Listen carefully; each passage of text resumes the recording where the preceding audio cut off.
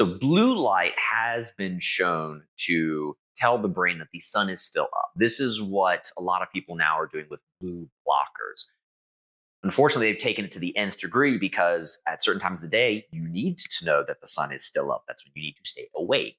So if you're wearing blue blockers throughout the day, yeah, you can consciously see that the sun is still up, but you're blocking the blue wavelength that's supposed to trigger specialized cells in our eye that tell the brain that the sun is still up, that help adjust your circadian rhythm. So if you're constantly screening out the blue wavelengths, you're actually removing one tool from your body's toolkit to keep that circadian rhythm on track. This is the idea is that the blue blockers are meant for nighttime when the sun is down. And now that we are inside surrounded by artificial light, we don't want the blue wavelengths from white light to tell our brains that the sun is still up. It's not. So that's where the blue light blockers came into effect. Now, the other reason why blue light may not be that important at bedtime is because the majority of the light sources that we have are actually not that bright.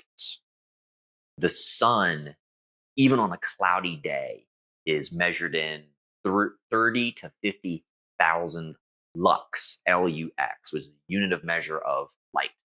Our phones, even at their brightest, are like maybe 3,000 lux.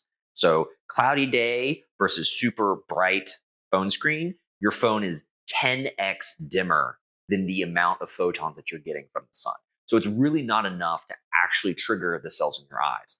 But where the phones actually get you at night is what you're doing on them. If you're using your phone and watching, say,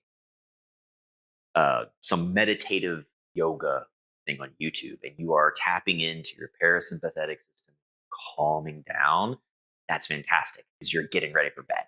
But if you're in bed and you're like 4 hours deep into Game of Thrones and you're just like binging on the edge of your seat, and your heart's racing because you're watching an action movie, you are getting yourself ramped up before suddenly trying to stomp on the brakes and fall asleep. It doesn't work that way. So is it really the blue light or the brightness of the light that's keeping you awake? Or is it the content that you are absorbing that's actually keeping you awake? So keep that in mind of like, yeah, maybe you want to stay up and find out what happens to your favorite character in your show.